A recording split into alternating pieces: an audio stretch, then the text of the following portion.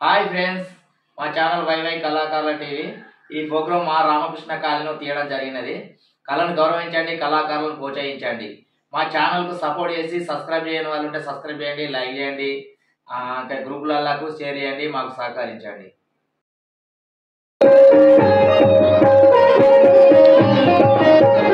అలాగే ఈనాటి ఈ యొక్క గొప్ప అవకాశాన్ని మన గ్రామ ప్రజలకు కలుగజేస్తున్నటువంటి కీర్తిశేషులు శ్రీ గుజ్జుల బొమ్మిరెడ్డి గారి మనవడు గుజ్జుల ప్రణీత్ రెడ్డి గారి కూడా సాధారణంగా స్టేజీకి సపోర్ట్లతోటి ఆహ్వానించడం జరుగుతుంది.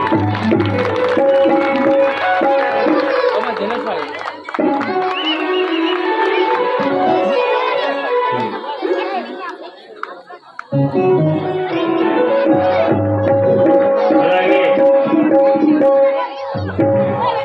ఈనాటి ఈ కార్యక్రమాన్ని విజయవంతం చేయడం కొరకు ఎంతో ఉత్సాహంగా విచ్చేసినటువంటి చాలా మంది, ముఖ్యంగా గ్రామ మాజీ సర్పంచ్ గారు వేదిక మీదకి రావాల్సిందిగా మనం చేస్తున్నాం. వార్డు మెంబర్లు, గ్రామ మాజీ వార్డు మెంబర్లు కూడా వేదిక మీదకి రావాల్సిందిగా ఆహ్వానిస్తున్నాము. అలాగే శ్రీ మాచర్ల అంజయ్య గారిని కూడా వేదిక మీదకి రావాల్సిందిగా ఆహ్వానిస్తున్నాము.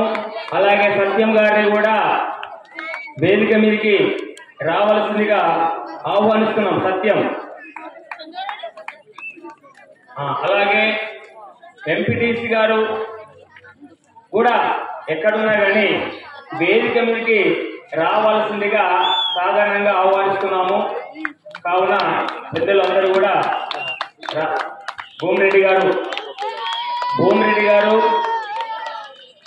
వేదిక మీదకి రావాల్సిందిగా ఆహ్వానిస్తున్నాము. జగన్ గారు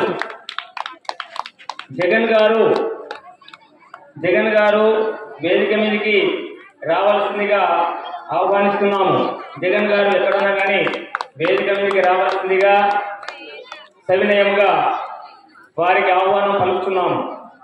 శ్రీ రాజారామచంద్ర మహారాజ్కి, శ్రీ సత్యానంద సద్గురు సాయినాథ్ మహారాజ్కి, గురు గణేష్ మహారాజ్కి.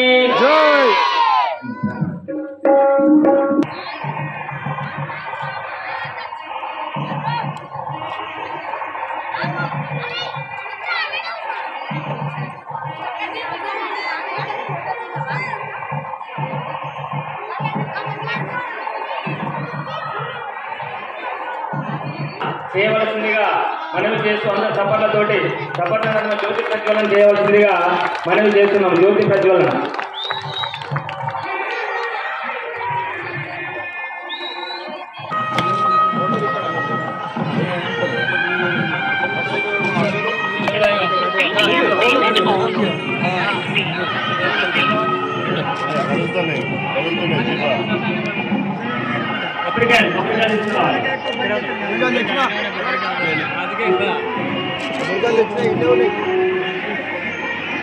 కదులుతుంది చేతి అడ్డం పెట్టు.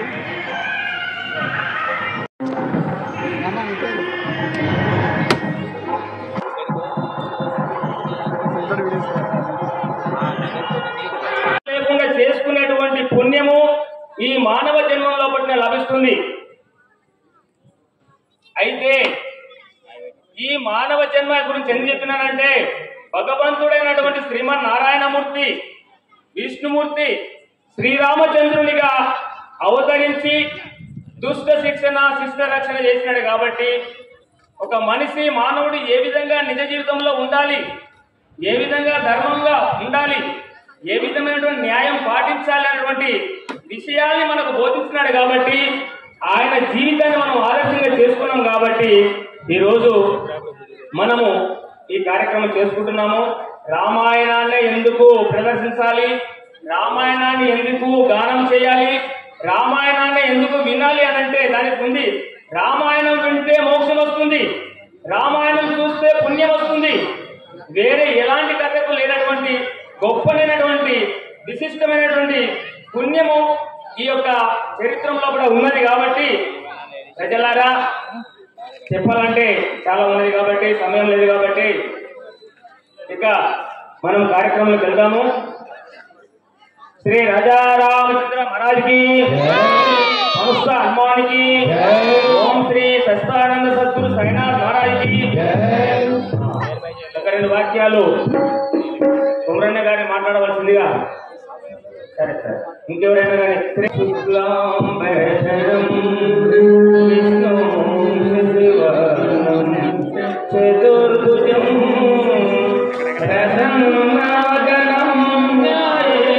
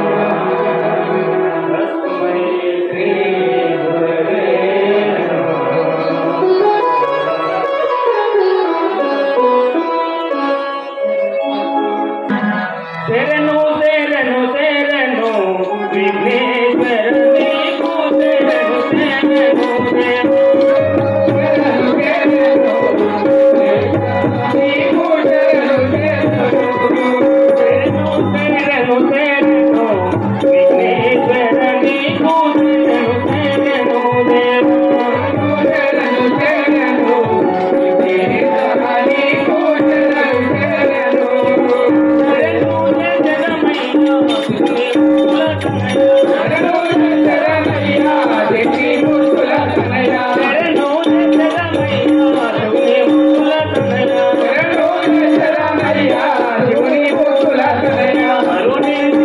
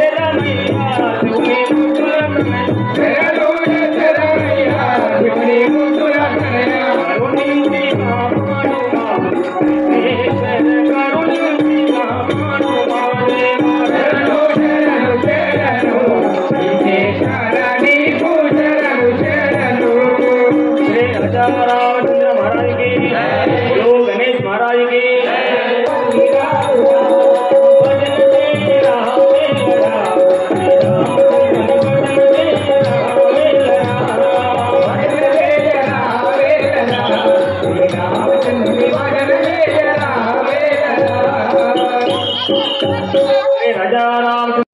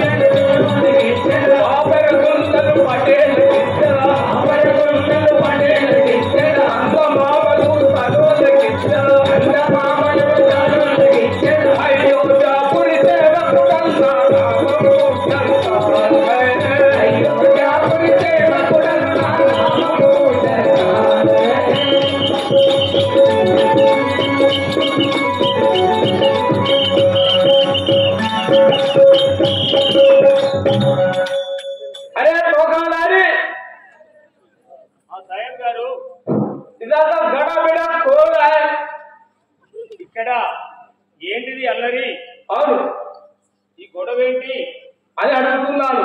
ఈ స్టేజ్ ఏంది, లైట్లు ఏంది, జనం ఏందని చెప్పి జనమేంది, ఏం అవుతులేంది, ఈ కథ ఏంది అడుగుతున్నారు. అవును, ఏం చేస్తున్నారు, ఎంత జనం కూడా ఏం చేస్తున్నారు అని చెప్పి అడుగుతున్నారు. అవును, అయితే సాహెబ్ గారు చెప్పాలి. మన యొక్క రామకృష్ణ కాలనీ లోపల భక్తిరసమైనటువంటి పుణ్యమైనటువంటి కావ్యము, శ్రీరాముని యొక్క చరిత్రము, చిరుతల రామాయణ నాటక ప్రదర్శన జరుగుతుంది. అందులో భాగంగా ఈ రోజు ఈ స్టేజ్ గాని, టెంట్ గాని, ఈ డెకరేషన్, ఈ లైట్లు, జనము అందరూ కూడా ఆ రామకథను, శ్రీరాముని యొక్క చరిత్రని తెలుసుకోవాలని, వినాలనేటువంటి ఉత్సాహంతో వచ్చి ఉన్నారు. ఇక్కడ కార్యక్రమం జరుగుతున్నది. శ్రీరాముని గురించి తెలుసుకోవాలని ఇదంతా కార్యక్రమం జరుగుతున్నది. అవునవును, సరే. ఈ కార్యక్రమానికి అందరూ గ్రామ పెద్దలు, గ్రామాధికారులు అందరి యొక్క అనుమతి తీసుకున్నారు. అందరి అనుమతితోటే ఈ కార్యక్రమాన్ని ఈ రోజు ప్రదర్శించబడుతుంది. అయితే నాది పర్మిషన్ తీసుకోలేదు కదా. అందరి పర్మిషన్ తీసుకున్నాడు కానీ నా యొక్క పర్మిషన్ తీసుకోలేదు. నీ పర్మిషన్ తీసుకోలేదు, నీ వద్దకు రాలేదు అంటున్నావు. అవును సాయం గారు, నీ వద్దకు కూడా వచ్చినాం. అవునా, తీసుకోవాలన్నటువంటి ఉత్సాహం, నీ పర్మిషన్ తీసుకోవాలని నీ వద్దకు కూడా వచ్చినాము. అయితే మీరు ఏదో పని నిమిత్తమై వేరే గ్రామాలకు పోయినారని చెప్పినారు. అందువలన మేము తిరిగి వచ్చినాము. మీ గురించి కూడా వచ్చినాము.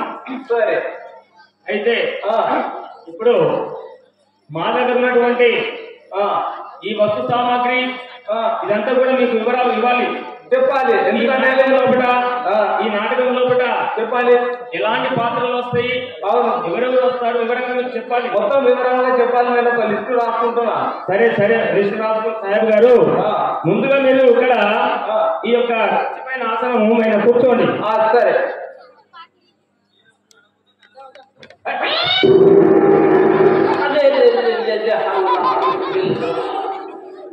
ఏమైంది సాహెబ్ గారు? ఏమైనా కుర్చీ మీద కూర్చోమన్నారు, పడతోచారు. మేము పడత కుర్చీని చక్కగా వేసినాము. చూసుకొని కూర్చోవాలి కదా. అవునవును, కూర్చోండి. సరే.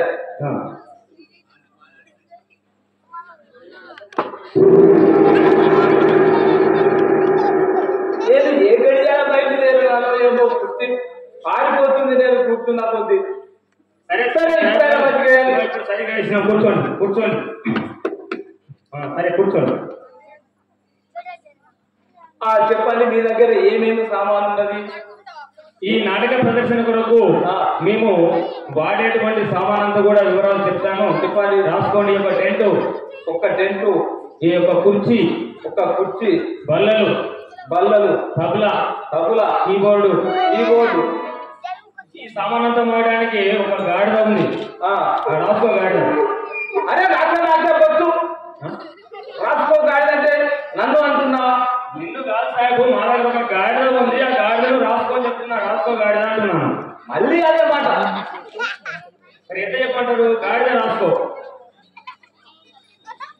అట్లా కాదు, మా సామాగ్రి మోసడానికి ఒక గాడిద ఉన్నది, దానిని కూడా రాసుకోమని అన్నారు. అలాగే మా సామాగ్రిని మోయడానికి గాడిద ఉంది, రాసుకో గాడిద.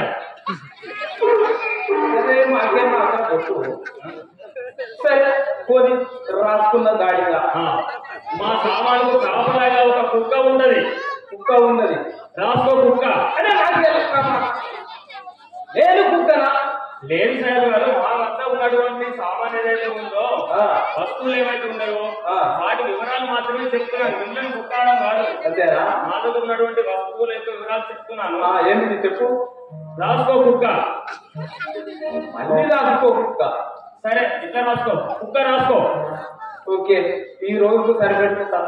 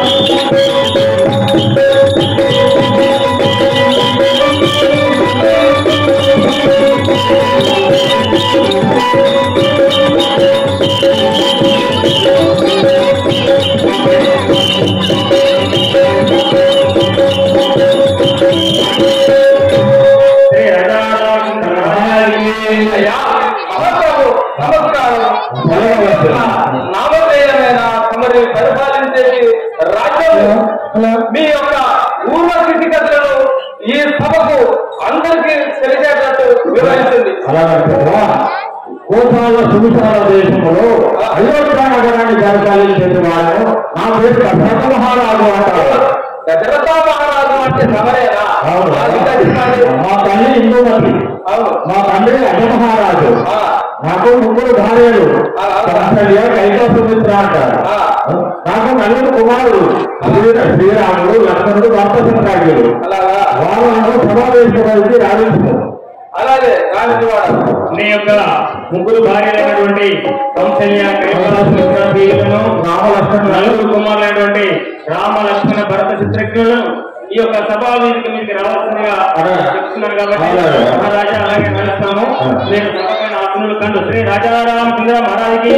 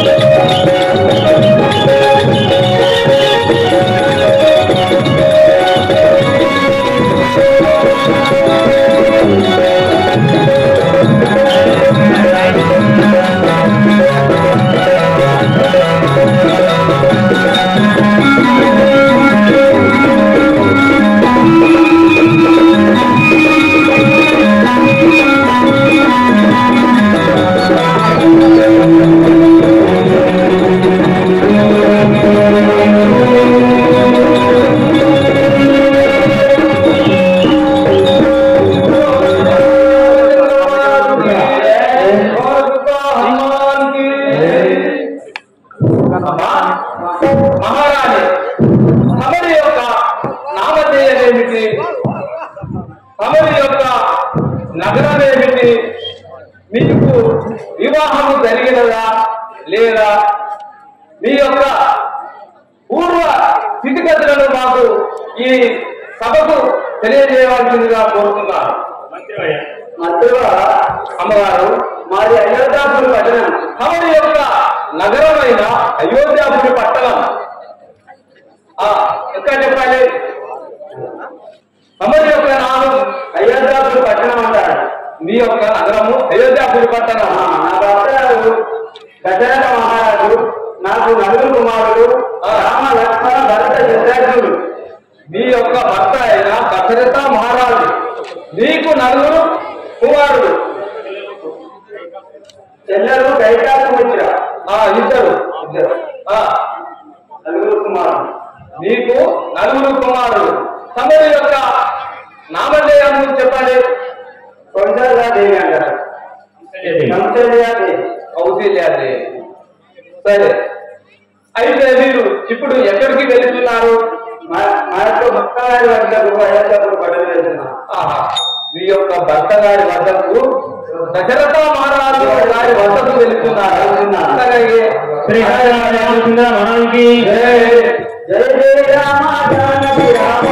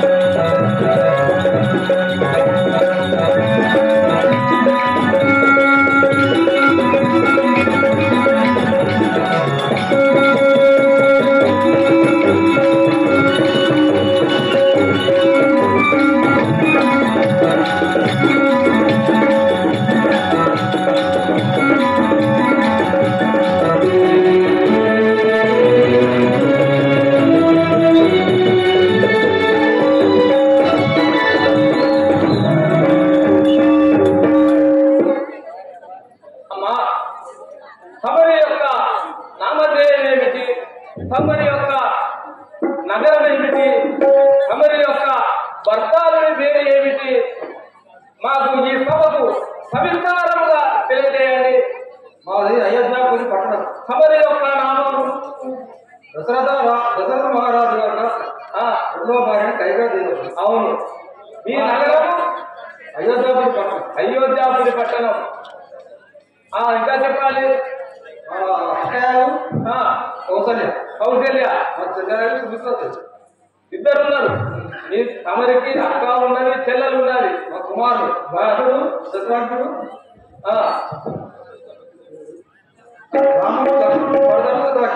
రాముడు, లక్ష్మణుడు, భరతుడు, శత్రుఘ్నుడు. మా సొంత కుమారుడు భరతుడు.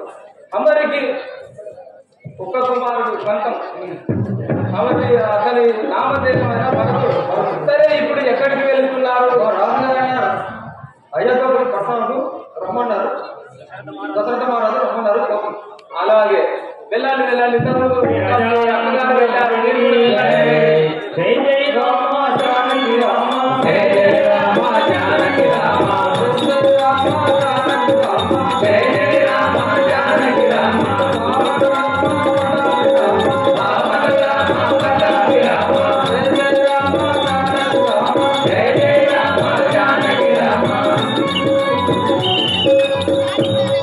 శ్రీ రాజా రామచంద్ర మహారాజుకి జై.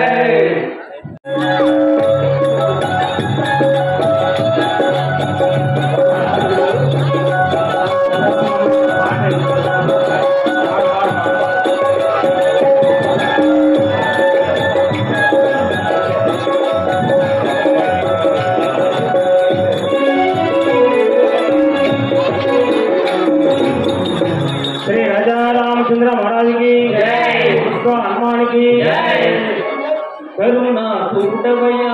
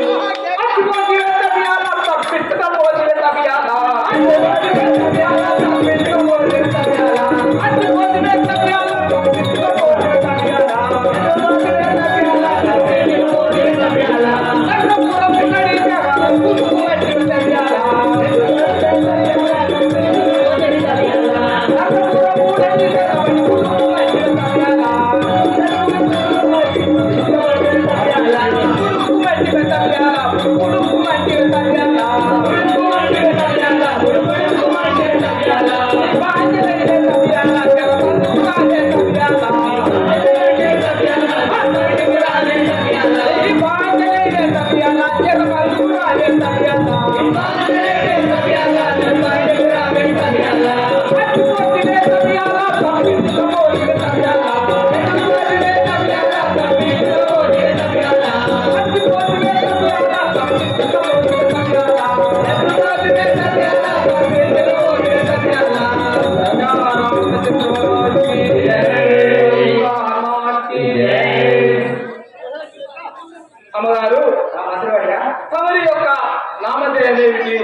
తమరి యొక్క నగరం ఏమిటి?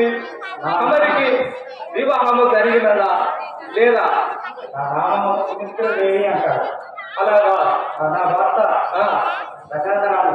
తమరి యొక్క భర్త అయిన దశరథ మహారాజు. అవును. ఇంకా చెప్పాలి. మా అక్కలు కౌసల్య, కైక, మా కుమారుడు రామలక్ష్మణ, భరత శత్రుఘ్నుడు. ఇప్పుడు నేను ఎక్కడికి వెళ్తున్నారు? మా భర్త వద్దకు వెళ్తున్నాను. దశరథ మహారాజు అయినా తమరి యొక్క భర్త గారి దగ్గరికి వెళ్తున్నా. సరే, అలాగే వెళ్ళండి. శ్రీ రాజారామకృష్ణ మహారాజుకి శ్రీ రాజారామచంద్ర మహారాజుకి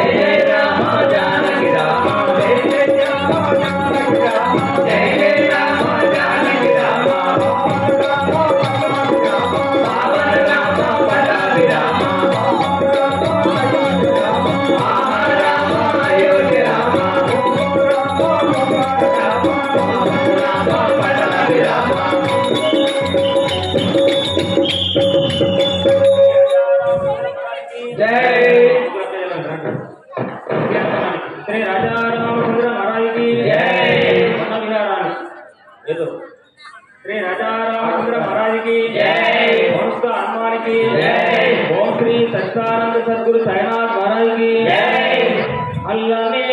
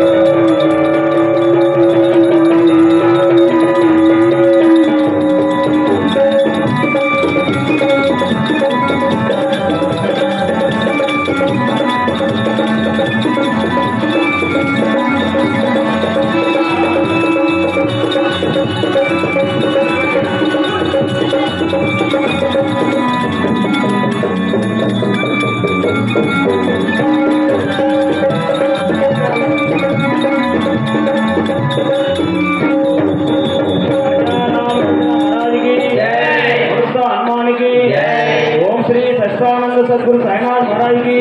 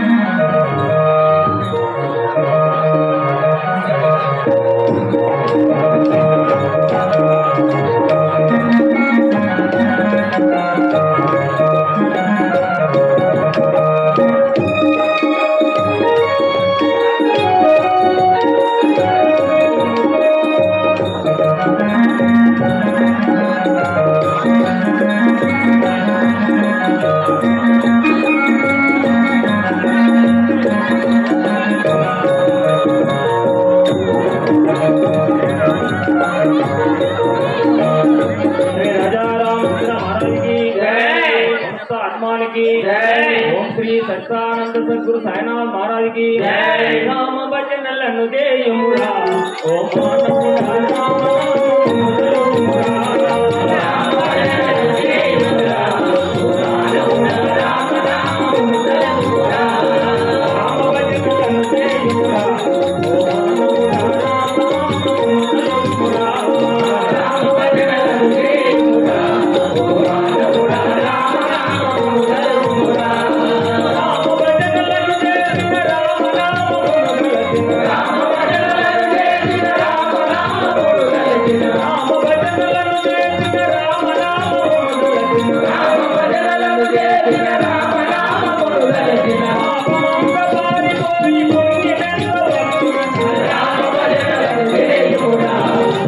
మానవుడా